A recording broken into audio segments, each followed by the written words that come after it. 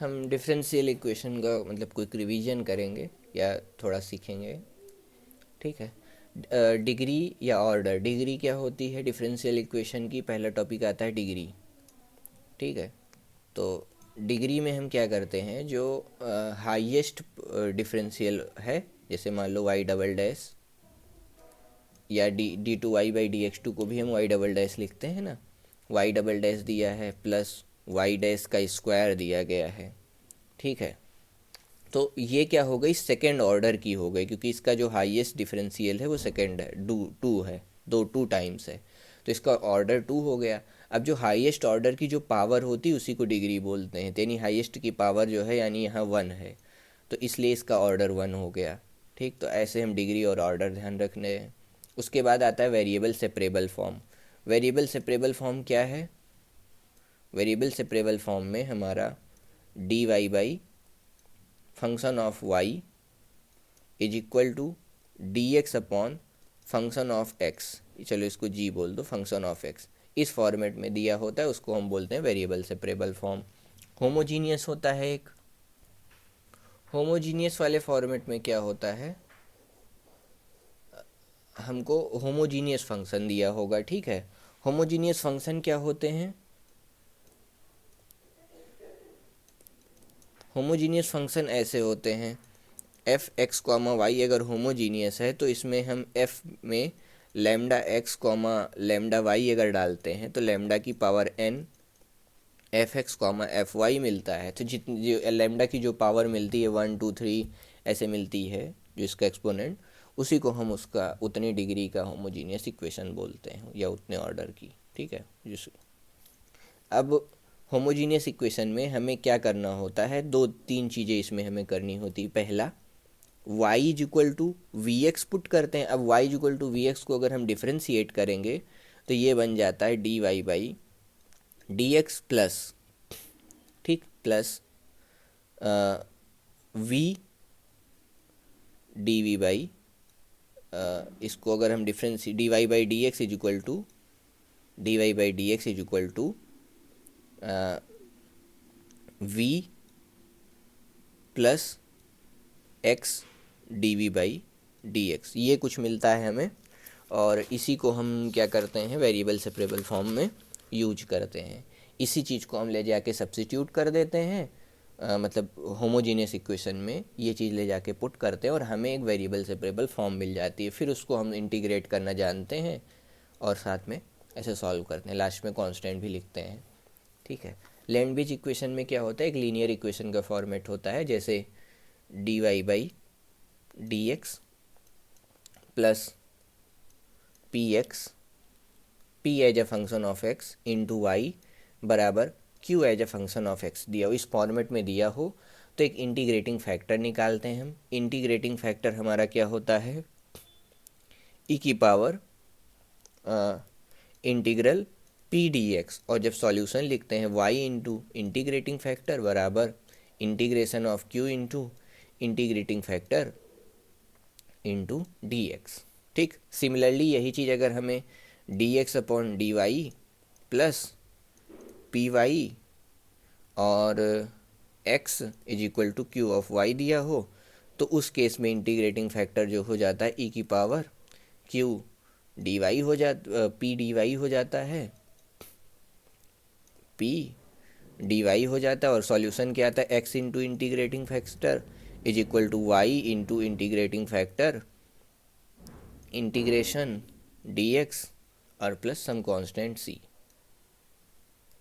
अगला है Bernoulli equation. Bernoulli equation में क्या होता है, ये कुछ इस फॉर्मेट में पी वाई और वाई की पावर एन यहाँ पड़ी हुई, ये हमें प्रॉब्लम कर रही है, तो इसको भी हम लीनियर में कन्वर्ट कर सकते हैं। लीनियर में कैसे कन्वर्ट करते हैं, तो वाई को एक बार इधर कॉमन ले आते हैं, वाई की पावर एन इधर कॉमन ले आते हैं, इधर जब ला के डिवाइड करेंगे लेफ्ट हैंड साइड में तो हमको मिलेगा वाई की power minus n d Y by d x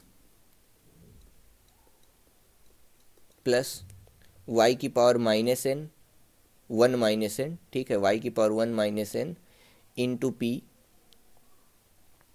is equal to q. अब ये लीनियर फॉर्मेट मिल गया। अब हम क्या करते हैं, सब्स्टिट्यूशन यूज करते हैं। कैसे सब्स्टिट्यूशन करेंगे, हम क्या करेंगे, y की पावर 1 माइनस एन को z मान लेंगे। ठीक है, अब दोनों तरफ डिफ्रेंशिएट करते हैं तो 1 माइनस एन इंटू वाई की power minus n d Y by d x is equal to d z by d x. अब ये चीज़ हम ला करके इस वाली इक्वेशन में पुट कर देंगे। ठीक है, इससे हमें क्या मिलेगा, d Y by d x को तो 1/1 minus n d z by d x. ठीक, प्लस पी 1 माइनस एन को हमने जेड माना था, p z is equal to q. अब देखिए पिछले लीनियर इक्वेशन जैसे फॉर्मेट बन गई, 1 माइनस एन को फिर से कॉमन ले लेंगे ताकि p में मल्टीप्लाई हो जाए। तो आप ध्यान से देखें क्या हो जाएगा, d z by d x plus p 1 minus n into z is equal to q 1 minus n. अब इस केस में इंटीग्रेटिंग फैक्टर क्या आ जाएगा, इंटीग्रेटिंग फैक्टर क्या आ जाएगा, e की power integral p 1 minus n into d x. ठीक, इसको अगर हम सॉल्व करें तो सॉल्यूशन क्या हो जाएगा, y into integrating factor is equal to, फिर y नहीं, यहाँ क्या फंक्शन है, z है, ये हो गया z, और z को हमने क्या माना है, y की पावर 1 माइनस एन। ठीक है, ये रखा। उसके बाद हमने यहाँ रखा क्या कहते हैं, q इंटू 1 माइनस एन। अब q नया q हो गया, q 1 माइनस एन हो गया है। उसके बाद इंटू इंटीग्रेटिंग फैक्टर और उसके बाद dx प्लस कॉन्स्टेंट c। अगला है एग्जैक्ट डिफरेंशियल इक्वेशन जो dy by d x is equal to minus m x comma y upon n as a function of x comma y दिया हो या as a function of x comma y दिया हो, जिसको हम इस तरह से लिख सकें, m d x plus n d y के फॉर्मेट में इक्वल टू 0 लिख सकें। तो चलो इसका सॉल्यूशन क्या आता है, इसमें कंडीशन है del m by del x is equal to del n by del y अगर होगा, उल्टा लिख दिया क्या, del m by del y, ऐसे ध्यान रखो ये m है, यहाँ डी एक्स डी वाई से मल्टीप्लाई कर लो नीचे, तो m के नीचे डी एक्स आएगा, यानी ये वाला इसके साथ, यानी m del m upon del y del n upon del x. ठीक, ये दिया हो, और तो इसका जो सॉल्यूशन आता है m d x plus integration n का वो टर्म जिसमें x ना हो, term of n not containing x। ठीक है, not containing x into d y equal to constant c, ये। ठीक, अब अगर इसके प्रूफ की बात करूं तो हम जानते हैं टोटल डेरिवेटिव क्या होता है, d u is equal to grad of u dot d r, ऐसा कुछ होता है, हमने देखा होगा। लेकिन इसको और थोड़ा आसान भाषा में कहें तो d u by d t को हम लिखते हैं del u by del x d x plus del u by del y d Y by d t. ठीक है, अब ये डी टी चाहे हम रिमूव कर दें तो भी चलेगा। ठीक है, तो कुल मिला के डी यू ऐसे आता है, डी टी हटा दो यहाँ से, ये चीज़। ठीक, ये होता है। अब हम क्या करते हैं, इसी में कोशिश ये करते हैं d u is equal to 0 रखते हैं, इंटीग्रेट करते हैं तो u बराबर कांस्टेंट, सॉल्यूशन मिल जाता है। ठीक है, तो हमारे पास कंडीशन क्या है, m d x plus n d y equal to 0। ठीक, और हम क्या जानते हैं, d u is equal to del u by del x into d x plus del u by del y into d y.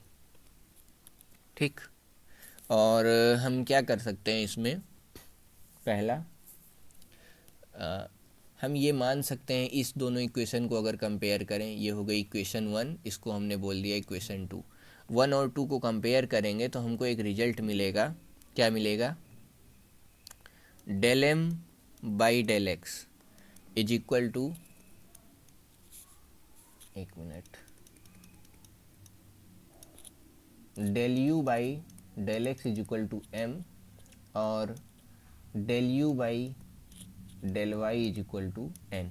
ठीक, ये हमको दो रिजल्ट मिले, तीसरा और चौथा। ठीक, हमने क्या किया, इन दोनों को दो बार डिफ्रेंशिएट कर दिया। ठीक है, del u by del x को डेल वाई से डिफ्रेंशिएट किया, तो del two u upon del x del y is equal to del m upon del y. ठीक, पांचवा। और छठा रिजल्ट हमको क्या मिला इसी से, del two u upon del x del y is equal to del n upon del x मिल गया। इससे हमको क्या मिलता है, सातवीं condition, del m upon del y अगर इक्वल है del n by del x के। ठीक, अगर ये कंडीशन है तो हम अपने सॉल्यूशन को आगे प्रोसीड करते हैं। ठीक है, ये मानते हुए मैं आगे चल रहा हूँ, और ये भी मान रहा हूँ साथ ही साथ m and n are continuous partial, m and n have continuous partial derivatives, मतलब इसका डेरिवेटिव एग्जिस्ट कर रहा है, पार्शियल डेरिवेटिव एग्जिस्ट कर रहा है। अब आगे हमारे पास दो चीज़ें हैं, इक्वेशन 3 और equation 4, del u by del x बराबर m। ठीक है, अगर हम इसको सॉल्व करते हैं, del u by del x बराबर m को, तो हमको मिलता है u is equal to m d x plus, ठीक है, some constant as a function of y, क्योंकि हमने पार्शियल डिफरेंशिएशन को क्या किया है, इंटीग्रेट किया है। फिर ऐसे ही del u upon del y को हमने क्या माना है, n, तो इससे हमको मिलेगा u is equal to n d y plus, इसको अगर हमने k बोला है, चलो इसको मैं l as a function of x मिलेगा। अब हम चाहे दोनों इक्वेशन में से, ये 7 8, इसको 8वीं इक्वेशन और इसको 9वीं बोलता हूँ। अब मैं किसी में से भी अगर कांस्टेंट इवेलुएट कर लेता हूँ तो हमें अपना सॉल्यूशन मिल जाएगा। ठीक है, तो इक्वेशन नंबर 8 को हमने पार्शियली डिफरेंशिएट कर दिया। ठीक, क्या किया, पार्शियली डिफरेंशिएट कर दिया इक्वेशन नंबर 8 को।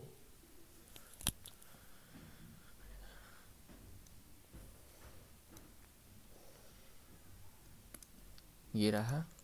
अब हमने क्या किया, इक्वेशन नंबर 8 को पकड़ा और इसको ये जो सॉल्व होके आया है इसको पार्शियली डिफरेंशिएट किया y के रिस्पेक्ट में।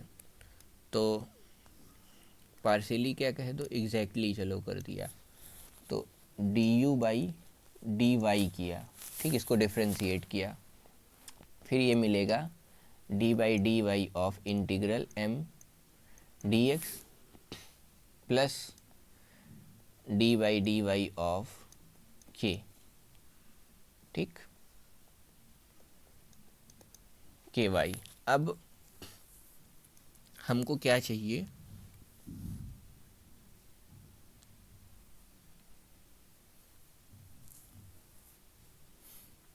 रीअरेंज अगर कर लूँ मैं, तो d u by d y को हम क्या बोल सकते हैं, d u by d y को हम क्या बोलते हैं, एन बोलते हैं, d u by d y को हम क्या बोलते हैं, एन बोलते हैं। तो n is equal to d by d y of integral m d x plus d by d y of k as a function of y. ठीक, यहाँ तक पहुँचे, ये स्टेप की ये हुआ, देन ये हुआ। अब इसके बाद हम रीअरेंज करते हैं, d by d y of k y is equal to क्या हो जाएगा, n minus d by d y of integral m d x. ठीक, अब अगर मैं इसी को सॉल्व करूं, वेरिएबल सेपरेबल कर लूं यहाँ पे, तो हमें क्या मिलेगा नेक्स्ट स्टेप में, क्या मिलेगा हमको, k y is equal to n minus dy of integral m dx, ये रहा, ठीक। और इनटू dy का इंटीग्रेशन, ठीक। अब यही चीज़ यहाँ समझने वाली होगी। अब ये n है, n के साथ ऐसे ही हो जाएगा, तो के वाई हमारा मिलेगा is equal to integration n dy minus, साथ ही साथ इसको अगर ऐसे ही लिखूं तो जब डी वाई अंदर में जाएगा, डी वाई जब अंदर में जाएगा तो पार्शियल डिफ्रेंशिएशन में कन्वर्ट हो जाएगा, 1 minus del m upon del y into d x into d y. अब del m upon del y को हम क्या बोलते हैं, del m upon del y को del n upon del x लिख सकते हैं, तो ये हो जाएगा n minus integration of del n upon del x into d x of d y. तो ये हो गई हमारी इक्वेशन नंबर 10, ठीक है। अब इसको हम ले चलेंगे इस वाली इक्वेशन 8 में पुट करेंगे, ठीक है। तो इक्वेशन 8 में जब हम पुट करेंगे तो हमको क्या मिलेगा, इक्वेशन 8 कहाँ है, ये रही इक्वेशन 8, ठीक है। हमें कौन कौन सी चीज़ें पुट कर ध्यान रखनी है, ये रही अपनी इक्वेशन 8 को,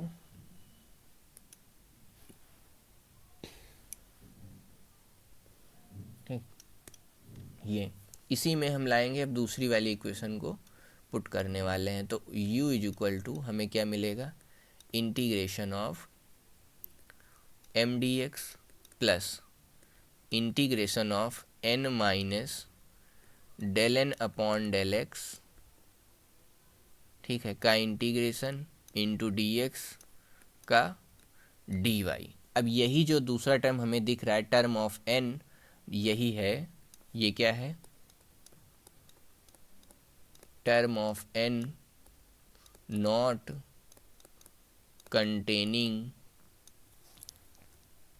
कंटेनिंग x, यही चीज़ बन के आता है term of n not containing x equal to c। ये हो गया हमारा सॉल्यूशन एग्जैक्ट डिफरेंशियल इक्वेशन का। पर हमें इसका प्रूफ नहीं याद रखना होता है, बस यही रिजल्ट ध्यान रखना होता है, मोस्ट ऑफ द टाइम काम इसी से हो जाता है। इंटीग्रेटिंग फैक्टर्स की बात करें हम अब,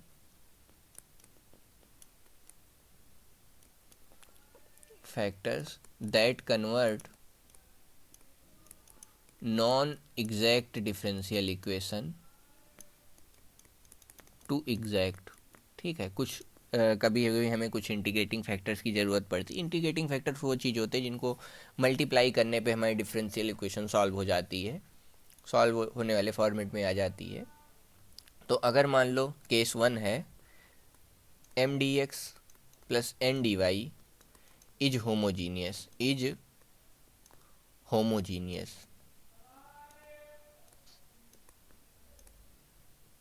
अगर ये होमोजीनियस है तो इंटीग्रेटिंग फैक्टर जो है वो क्या होगा, 1 upon m x plus n y होगा, ठीक।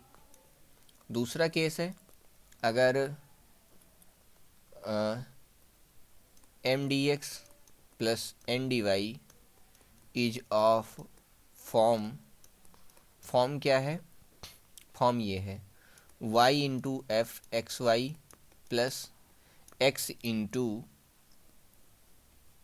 Y into function of x y into d x plus x into function of g x comma Y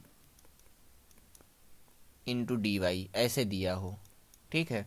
तो इंटीग्रेटिंग फैक्टर क्या हो जाएगा, 1 upon m x minus n y हो जाएगा। तीसरा है अगर इफ़ 1 बाई एन से डिवाइड करने पे del m upon del y minus del n upon del x ये करते हैं, ठीक है। Is equal to function of x आ जाता है, तो इंटीग्रेटिंग फैक्टर होगा, तो इंटीग्रेटिंग फैक्टर हो जाएगा ई की power integral f x d x. ठीक, ऐसे ही अगर 1/m करते हैं, del n by del x minus del m upon del y is equal to g का फंक्शन ऑफ वाई आ जाता है, तो इंटीग्रेटिंग फैक्टर उस केस में ई की पावर इंटीग्रल जी वाई डी वाई होगा। अगर लीनियर डिफरेंशियल इक्वेशन दी होती है हमको और जो इस फॉर्मेट में होती है, जैसे मैं पहले एक छोटा एग्जांपल लेता हूँ, d two y upon d x a plus d two d by d x of y into b plus c equal to zero. ठीक है, plus c y is equal to zero, इस format में दिया होता है हमको। ठीक है, plus c y into g, ये ऐसे दिया होता है। ठीक है, तो हम इस केस में क्या करते हैं, इस पार्ट को बोलते हैं होमोजीनियस पार्ट। ठीक है, होमोजीनियस पार्ट बोलते हैं, और इसमें हम क्या करते हैं, ए वाई का 2 बार डिफ्रेंशिएशन हुआ है, तो lambda square plus b lambda plus c, ठीक है, इक्वल टू ज़ीरो। यहाँ 0 बार डिफ्रेंशिएशन हुआ तो ज़ीरो। ऐसे इसको बोलते हैं कैरेक्टरिस्टिक इक्वेशन। ठीक, इसके जो रूट आते हैं, लेट से इसके रूट आए, roots is equal to alpha comma beta, तो जो सॉल्यूशन आता है इसमें वो होगा c1 e की power alpha x plus c2 e की पावर बीटा एक्स। अब c1 c2 की वैल्यू हमें चाहिए होगी, तो इसी c1 c2 को, ये जो सॉल्यूशन आया है, इसको ले जाके इसमें पुट करेंगे डिफरेंशियल इक्वेशन में। ठीक है, डिफरेंशियल इक्वेशन में पुट करेंगे, इक्वल टू ज़ीरो करेंगे, c1 और c2 की वैल्यू निकालेंगे।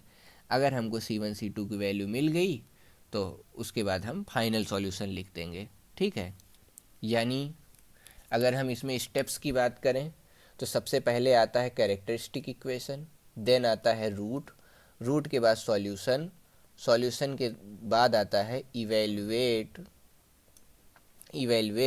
कांस्टेंट्स बाय पुटिंग,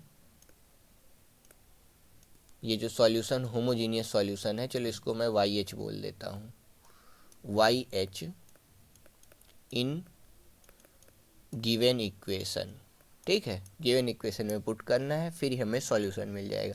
अब यही 2 से 3 ऑर्डर का हो जाए, हायर ऑर्डर का हो जाए, मतलब डी की पावर n बार डिफ्रेंशिएट हो जाए, तो a into lambda n plus b into lambda n minus one plus c into ऐसे करके सॉल्यूशन हमें इक्वल टू ज़ीरो करके इसका सॉल्यूशन फाइंड करना होता है।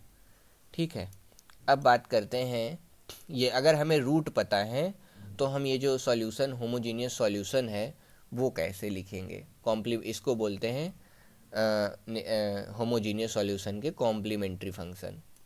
ठीक है, ये हो गया नेचर ऑफ रूट्स, और ये वाई एच हो गया, वाई एच को हम बोलते हैं कॉम्प्लीमेंट्री फंक्शन। ठीक है, अगर nature of root alpha beta gamma है तो c1 e की power alpha plus c2 e की power beta plus c3 e की पावर गामा, ऐसे गामा बीटा ईटा बीटा जो भी दिया हो सब लिख सकते हैं। और अगर मान लो रूट m1 बराबर m2 बराबर m है तो c1 e की power m plus mx plus, अब यहाँ mm रिपीट हो रहा है तो x से मल्टीप्लाई कर दो। ठीक है, x से मल्टीप्लाई कर दो अगले वाले में, c2 इंटू एक्स ई की पावर mx हो जाएगा। ठीक है, और ऐसे ही अल्फ़ा प्लस माइनस आई बीटा दिया हो, कॉम्प्लेक्स फॉर्मेट में हो तो c1 e की पावर mx, अगर कॉम्प्लेक्स में हो तो क्या करेंगे, ई की पावर अल्फ़ा एक्स, अंदर में c1 e की पावर c1 साइन या कॉस। ठीक है, पहले कॉस लिखते हैं, cos beta x plus C2 sign beta x. ये पता है क्यों हो रहा है ऐसा? ई की पावर आई बीटा को हम इस फॉर्मेट में एक्सपेंड करते हैं तो सब फाइनल रिजल्ट लिखा हुआ है, ठीक है। ए प्लस अंडर रूट बीटा, ऐसे बी दिया हो, यानी अगर रेशनल नंबर हो, इमेजनरी ना हो, तो ई की पावर अल्फ़ा एक्स, ई की पावर ए एक्स, यहाँ ए है ना तो ई की power a x multiplied with C1 cos hyperbolic under root beta plus C2 sine hyperbolic under root beta के अलावा यहाँ क्या आ जाए बी, दूसरा हाइपरबोलिक बी, ठीक है। ये अब मान लो इसमें भी कोई रूट रिपीट होता है तो हमें x से मल्टीप्लाई करना है, वही चीज़ कॉपी कर देना है। मतलब अगर कोई चीज़ कॉपी हुआ है, मतलब बीटा आया है 2 बार, मतलब ये कोई भी रूट रिपीट हो रहे हैं, रिपीटेड रूट के लिए हमें x से मल्टीप्लाई करना होता है, ठीक। इससे निकल के आता है होमोजीनियस सॉल्यूशन, ठीक। मान लो नॉन होमोजीनियस है केस, ठीक। तो नॉन होमोजीनियस डिफरेंशियल इक्वेशन ऐसे लिखी होगी, d2y upon dx2 plus a plus b dy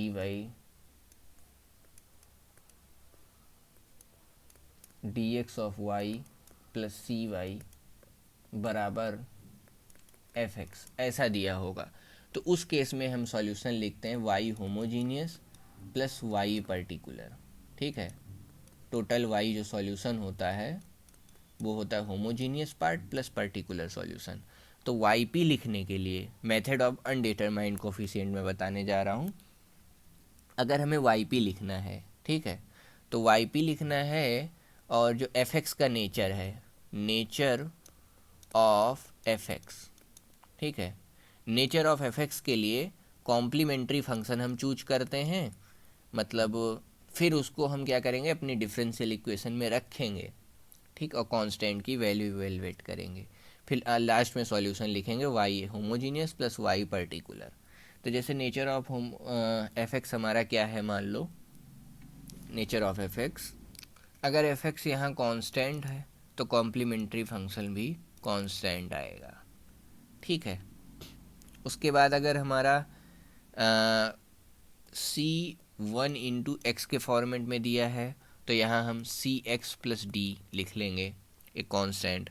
अगर मान लो C1 एक्स स्क्वायर दिया है तो Cx square plus d x plus e, ऐसे लिखेंगे। अगर मान लो C1 साइन एक्स और या C2 साइन एक्स दिया हो, या C2 कॉस एक्स दिया हो, या दोनों ही दिया हो, ठीक है, तो उस केस में हम जो सॉल्यूशन लिखेंगे C cos x plus d sine x, complementary function लेंगे, कॉम्प्लीमेंट्री फंक्शन को हम फिर से डालेंगे उसमें। अच्छा, अगर मान लो e की पावर एम एक्स दिया हो, ठीक है, c e की पावर एम एक्स दिया हो, अगर c इंटू ई की पावर एम एक्स दिया हो तो उस केस में हम c e की पावर एम एक्स दिया है तो हम इसको लिखेंगे c e की पावर एम एक्स। अब मान लो स्पेशल केस है। अच्छा, अगर इसमें स्पेशल केस दिया हो, मान लो रूट ऑफ एफ एक्स दिया हो, मान लो हमको नेचर ऑफ एफ एक्स में